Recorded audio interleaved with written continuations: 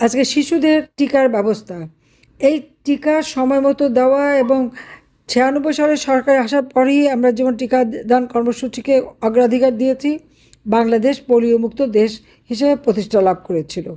আর সেই সঙ্গে সঙ্গে যে অন্যান্য হুপিং কফ, ডিপথেরিয়া থেকে শুরু করে মানে যেগুলি সাধারণভাবে হয়ে থাকে, এই যেমন টিটিনাস, তারপরে ওই হ্যাপাটাইটিস বি, তাছাড়া ম্যানেঞ্জাইটিস, এই সব ধরনের টিকা কিন্তু আমরা সবগুলি একসাথে এই 5টা একই জায়গায় নিয়ে এসে একই সাথে শিশুদের দিতাম, তাদের জন্য না হয়। তাছাড়া মিজেলস, এই টিকাটাও আমরা নিয়মিত দেওয়া শুরু করলাম।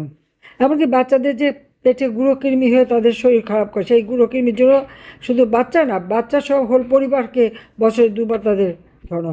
বাচ্চাদের জন্য ভিটামিন এ ক্যাপসুল দেওয়া, এবং তারা অনেক সময় আপনারা জানেন যে জন্মান্ধ হয়, কেন হয় সেখানে মাতৃত্বকালীন সময় মায়ের সেবা দেওয়া, মাকে বিশেষ চিকিৎসার ব্যবস্থা, এবং রুবেলা নামে একটি ইঞ্জেকশন তাকে দেওয়া হতো, চিকিৎসা দেওয়া হতো, যার ফলে আর ওই জন্মান্ধ শিশু কিন্তু হয়নি। সেটাও আমরা কিন্তু নিয়ন্ত্রণে এনেছিলাম। এবং এই টিকাগুলি দিতে গেলে একটা নিয়ম আছে, একটা বাচ্চাকে কখন দিতে হবে। একদম বাচ্চাটার জন্মের মানে সাথে সাথে, মানে 1 মাস থেকে 6 মাসের মধ্যে কত দিতে হবে, বা 2 মাস থেকে 10 সপ্তাহের মধ্যে, 6 সপ্তাহের মধ্যে দিতে হবে, 10 সপ্তাহের মধ্যে কোনটা দিতে হবে, 18 সপ্তাহের মধ্যে কোনটা দিতে হবে। যেমন নেমোনিয়া, ব্যাকটেরিয়াল ম্যানেঞ্জাইটিস, সেটা কিন্তু বছরে মানে বাচ্চাটা হবার সাথে সাথে তার 6 সপ্তাহে প্রথম ডোজ, 10 সপ্তাহে দ্বিতীয় ডোজ, আর 18 সপ্তাহে তৃতীয় ডোজ দিলে আর কখনো সে ম্যানেঞ্জাইটিসে ভুগবে না। তাহলে এই শিশুরা ভবিষ্যতে একটা সুন্দর স্বাস্থ্য নিয়ে জন্মাবে। এইভাবে কিন্তু আমরা প্রত্যেকটা কাজ করে গেছি।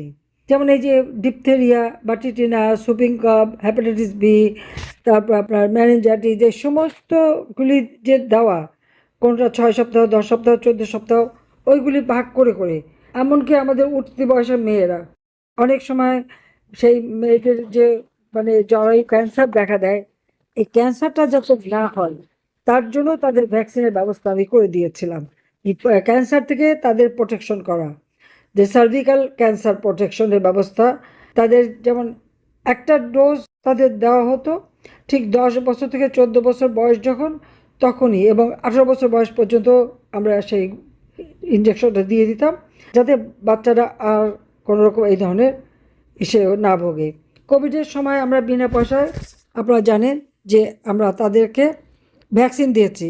কই ধনী দেশগুলো তো দেয়নি বিনা পয়সায়, টেস্টিং এবং ভ্যাকসিন বিনা পয়সায় দিয়েছি। তো আমাদের অপরাধটাকে, আমরা তো মানুষকে বাঁচিয়েছি, আর সেই মানুষকে হত্যা করে লাশ ফেলবে আমার সরকার থেকে উৎখাত করতে, এটা তো মেনে নেওয়া যায় না। কিন্তু কি দুর্ভাগ্যের বিষয় যে আমাকে দেশ ছাড়তে তো বাধ্য করা হলো। আমি তো জানতাম না আমি টুঙ্গিপাড়া যাব, কিন্তু আমাকে চলে আসতে হয়েছে এখানে। যখন আমি বর্ডার ক্রস করি তখন আমি জানি যে আমি এখানে এসেছি। তারপর আমি আমার আমার বাবা মা ভাই সব হারিয়েছি, আমার ছেলেগুলিকে স্নেহবঞ্চিত করেছি, আমার একমাত্র বোন, তাকে স্নেহবঞ্চিত করে আমি দিন রাত বাংলাদেশের মানুষের জন্য আমি কাজ করেছি। তা আজকে আমাকে তাড়ানোর পর বাংলাদেশটাকে অনেকে তো ভেবেছিল ইনুস এসেছে আহা শান্তির দূত, শান্তি পুরস্কার নিয়ে বাংলাদেশের মানুষের জীবনে শান্তি আর শান্তি আর শান্তি আসবে, আর বাংলাদেশ অর্থনৈতিকভাবে উন্নতি উন্নতি করে একেবারে যেন সেই বলে না দুধের নহর আর ক্ষীরের পাহাড় গড়ে তুলবে। কি হয়েছে? হয়েছে কিছু উল্টো। আজকে আপনি এই নরসিংদী যান, প্রত্যেকটা ঘরে ঘরে কান্নার রোল, নারী পুরুষ নির্বিশেষে সকলের উপর অত্যাচার নির্যাতন, নারী শিশু প্রতিনিয়ত ধর্ষিত হচ্ছে। আর আওয়ামী লীগ করাটা অপরাধ। কেন আওয়ামী লীগ অপরাধ? আওয়ামী লীগ তো বাংলাদেশের মানুষের জন্য কাজ করেছে, এই যে এত কাজ আমরা উন্নতি করেছি, আমার দলের লোকরা যদি সক্রিয় না থাকতো এটা কি সম্ভব হতো? কোনোদিন সম্ভব হয় না। এখনও আজকে হাওড়ে পানিতে ধান পড়ে গেছে, কৃষক তুলতে পারে না, আমাদের ছাত্রলীগের ছেলেরা তো ছুটে গেছে, কৃষককে সাহায্য করছে, যুবলীগ চলে গেছে, তারা সাহায্য করছে, কই আর তো কেউ যাচ্ছে না। কিন্তু এখন আমরা মাটি মানুষের জন্য কাজ করি। আজকে এই বাজেটে 2024-25 অর্থ বছরের বাজেটে আমি টাকা রেখে এসেছি 7,97,000 কোটি টাকার বাজেট, সেখানে 41,000 কোটি টাকা তো খালি এই মানুষের, বিশেষ করে শিশুদের ভ্যাকসিন, মানুষের পুষ্টি এবং জনসংখ্যার স্বাস্থ্যের জন্য। তাহলে সেই টাকা কোথায় গেল? যে কেন ভ্যাকসিন কেনে নেয় ইউনূস? যেখানে ইউনিসেফের সাথে আমাদের চুক্তি, গাভির সাথে আমাদের চুক্তি, এবং আমরা তাদের কাছ থেকে নিয়মিত আমরা ভ্যাকসিন নিতাম। ভ্যাকসিন যেখান সেখানে কিনে আনা মানে মানুষের জীবনের ঝুঁকিপূর্ণ হয়ে যায় না। কাজে তাদের সমস্ত এই ধরনের এগুলি খুব ক্রিটিক্যাল ব্যাপার। তাদের মতামত নিয়ে, পরামর্শ নিয়ে পরীক্ষা করে দিতে হয়। সিরিঞ্জ নাই, ভ্যাকসিন নাই, কিছু নাই, কি টাকা বাঁচাচ্ছে, সেই জন্য টেন্ডার দিয়েছে। টাকা চুরি করে নিয়ে যে টেন্ডারের নামে ভাওতাবাজি দিয়ে আজকে আমার হাজার হাজার শিশুকে হত্যা করেছে। হাসপাতালের হিসাবে 415 জনের নাম এসছে, কিন্তু তার বাইরে বাড়িতে বাড়িতে যে হাম হচ্ছে, মানুষ যে মারা যাচ্ছে, কতজন হাসপাতালে আসতে পারছে? তো এর জবাব কে দেবে? এটা তো ইউনূসকে দিতে হবে, তার উপদেষ্টা নূরজাহানকে দিতে হবে, এবং তাদের বিরুদ্ধে এটা তদন্ত করতে হবে যে কেন সময় মতো ভ্যাকসিন কেনা হলো না, কেন আমাদের এই শিশুদের ভবিষ্যৎ নষ্ট করা হলো। আজকে তারা আবার সেই জন্মান্ধ হবে, আবার নানা ধরনের রোগে ভুগবে, আবার পোলিও আসবে, তার নানাভাবে তারা একটা রুগ্ন মানুষ হিসেবে গড়ে উঠবে। কেন? এর জবাব তাকে দিতে হবে এবং এর জন্য তদন্ত করতে হবে। এবং যাদের সন্তান হারিয়েছেন আমি তাদের বলবো যে ওই বাটপার ইউনূস আর তার ওই উপদেষ্টা, এদের বিরুদ্ধে আপনারা মামলা করেন। দিন আসবে তখন এগুলি কাজে লাগবে, এদের শাস্তি পেতেই হবে। কারণ এই শিশু হত্যার দায় এড়াতে পারে না। একটা মানুষের জীবন এরা ছিনিমিনি খেলবেই তো। গরিব মানুষ, দরিদ্র মানুষ, তাদের দেয় কয়টা টাকা, ন্যায় মোটা টাকার ঘুষ। ওই মোটা টাকা সুদ খেতে খেতে ওদের অভ্যাস খারাপ হয়ে গেছে। আর বিশ্ব বাটপার ইউনূস, সে ক্ষমতা এসে যেমন দেশের অর্থনীতি ধ্বংস, জীবনের নিরাপত্তা নাই, মানুষ ঘরে ঘুমাতে পারে না, আর সব আওয়ামী লীগের উপরে। কেন? এই দেশ স্বাধীন করেছে বাংলাদেশ আওয়ামী লীগ, জাতির পিতা বঙ্গবন্ধু শেখ মুজিবুর রহমানের নেতৃত্বে। এই দেশের যুদ্ধ বিধ্বস্ত সেই দেশকে স্বল্পোন্নত দেশে উন্নীত করে গিয়েছেন জাতির পিতা বঙ্গবন্ধু শেখ মুজিব।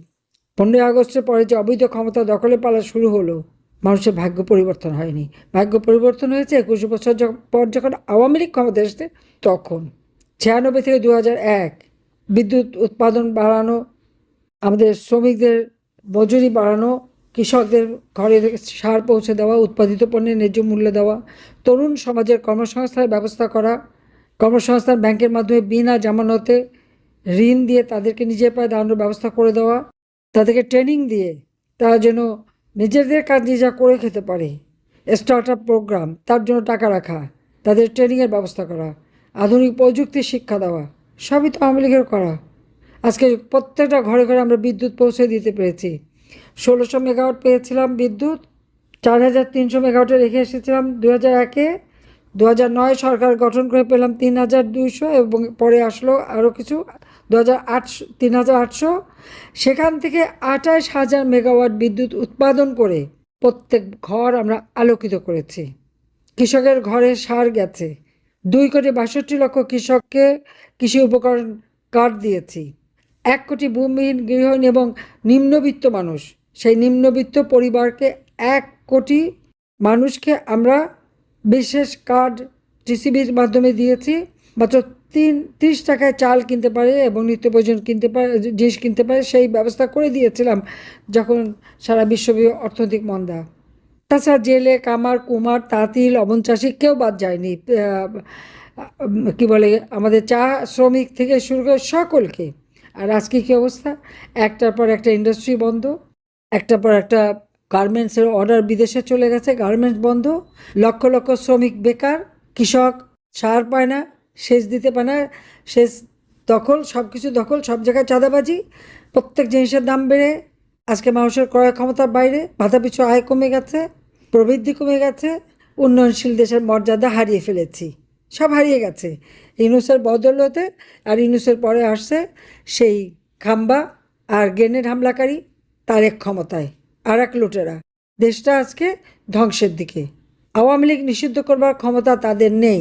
আমি আওয়ামী লীগের প্রত্যেক নেতাকর্মীকে বলবো, আপনারা নিজেদেরকে নিষিদ্ধ মনে করবেন না, কারণ ওরা অবৈধভাবে ক্ষমতা দখলকারী, ওদের কোনো অধিকার নাই আওয়ামী লীগকে নিষিদ্ধ করে। আওয়ামী লীগ মাটি মানুষের সংগঠন। আওয়ামী লীগ এই দেশকে স্বাধীন করেছে। আওয়ামী লীগ অর্থনৈতিক উন্নতি দিয়েছে। আওয়ামী লীগ মানুষের জীবন মান উন্নত করেছে। আওয়ামী লীগ এই দেশের সাক্ষরতার হার 78.8 ভাগে উন্নীত করেছিল। আওয়ামী লীগ আধুনিক বিজ্ঞান প্রযুক্তি সম্পন্ন জ্ঞান সম্পন্ন একটা জাতি হিসেবে তরুণ সমাজকে গড়ে তোলার পদক্ষেপ নিয়েছে। বঙ্গবন্ধু স্যাটেলাইট 1 উৎক্ষেপণ করেছে। কাজে সেই আওয়ামী লীগকে নিষিদ্ধ করবার ক্ষমতা তাদের নাই। যারা অবৈধ তাদের ওই নির্দেশ মানার কোনো প্রয়োজন নাই। হ্যাঁ, মামলা দিয়েছে, আমার বিরুদ্ধে তো 600 উপরে মামলা, আমার ফাঁসিও দিয়েছে। এই সমস্ত অপকর্ম যারা করেছে, আপনার ঘর যারা ভেঙেছে, আপনার উপরে যারা অত্যাচার করেছে এবং যারা মিথ্যা মামলা দিয়েছে, প্রত্যেকের খবর নেন, নাম তালিকা রাখেন। এই মিথ্যা মামলা টিকবে না, এটা নিয়ে ভয় পাওয়ার কিচ্ছু নেই। আজকে কারাগারে আমাদের অগণিত নেতাকর্মীর উপরে চরম নির্যাতন চলছে, চরমভাবে নির্যাতন চলছে। এই নির্যাতন বন্ধ করতে হবে, সকল রাজবন্দীদের মুক্তি দিতে হবে। চারিদিকে সোচ্চার করেন যে রাজবন্দীদের মুক্তি চাই, মিথ্যা মামলা প্রত্যাহার করো, আর যারা হত্যাকারী তাদের বিচার করতে হবে। এবং সেটা এরা যদি করতে না পারে, ইনশাল্লাহ আমরা করবো একদিন আমরা করবই। কাজে সেইভাবে নিজেদেরকে তৈরি করেন, সংগঠন শক্তিশালী করেন, মানুষের কাছে যান। মানুষ খুব কষ্টে আছে। সেই যে এই সমস্ত মানুষ এখন যেখানে কোনো ক্ষুধা দারিদ্র্য ছিল না, আজকে সেই মানুষ, আজকে ক্ষুধার্ত দারিদ্র্যের কষাঘাতে জর্জরিত কর্মহীন তরুণ সমাজ। শিক্ষার পরিবেশ নাই, সেটাও ধ্বংস করেছে। আমাদের আওয়ামী লীগ করে দেখে, যুবলীগ করে দেখে হাজার হাজার ছেলে মেয়েকে পড়াশোনা করতে দেয় না। আমি তাদের বলবো ভয়ের কিছু নাই। ওরকম 1 বছর 2 বছর চলে যায়, কিন্তু তারপরে আবার পড়াশোনা করা যায় এবং তারা আবার পড়াশোনা করবে, সার্টিফিকেট আবার দেওয়া হবে, নিশ্চয়ই আবার দিন ফিরে আসবে। যারা চাকরি হারিয়েছে তাদের চাকরিতে আবার পুনর্বাসন করা হবে। এটা সময়ের ব্যাপার মাত্র। সে সময় খুব বেশি দূরে না, খুব শিগগিরই পরিবর্তন আসবে ইনশাল্লাহ। আমি আছি, আপনাদের পাশে থাকবো। জনতার জয় হবে হবে। জয় বাংলা, জয় বঙ্গবন্ধু। বাংলাদেশ চিরজীবী হোক। খোদা হাফিজ। আমি বাংলাদেশে আসব। হ্যাঁ, ফাঁসি দিয়েছিলাম জানি, আসবো। তবে একটু তারেক ক্ষমতা এসেছে, তার রাষ্ট্র পরিচালনাটা একটু দেশবাসী দেখুক। যাদেরকে এত আহ্লাদ করে নিয়ে আসলো এক বিশ্ব বাটপার, সেখানে দেখলো কেমন চালায়, আর এরা দেখুক কেমন চালায়। সেটা একটু দেখতে হবে তো মানুষকে। কিন্তু আমাদের যত নেতাকর্মীকে হত্যা করেছে, বাড়িঘর লুটপাট করেছে, মেয়েদের উপরে নির্যাতন করেছে, যেহেতু হাত গেছে, পা গেছে, চোখ গেছে, তাদেরকে মেরে ঝুলেছে। 2 দিন আগেও আমার ছাত্রলীগের এক ছেলেকে মেরে পা বেঁধে ঝুলিয়ে রেখেছে। সেই মহেশখালী পুরোহিত থেকে মেরে আগুন দিয়ে পুড়িয়েছে। এই সমস্ত অপকর্ম যারা করেছে, আপনার ঘর যারা ভেঙেছে, আপনার উপরে যারা অত্যাচার করেছে এবং যারা মিথ্যা মামলা দিয়েছে, প্রত্যেকের খবর নেন, নাম তালিকা রাখেন। এই মিথ্যা মামলা টিকবে না, এটা নিয়ে ভয় পাওয়ার কিচ্ছু নেই। আজকে কারাগারে আমাদের অগণিত নেতাকর্মীর উপরে চরম নির্যাতন চলছে, চরমভাবে নির্যাতন চলছে। এই নির্যাতন বন্ধ করতে হবে, সকল রাজবন্দীদের মুক্তি দিতে হবে। চারিদিকে সোচ্চার করেন যে রাজবন্দীদের মুক্তি চাই, মিথ্যা মামলা প্রত্যাহার করো, আর যারা হত্যাকারী তাদের বিচার করতে হবে।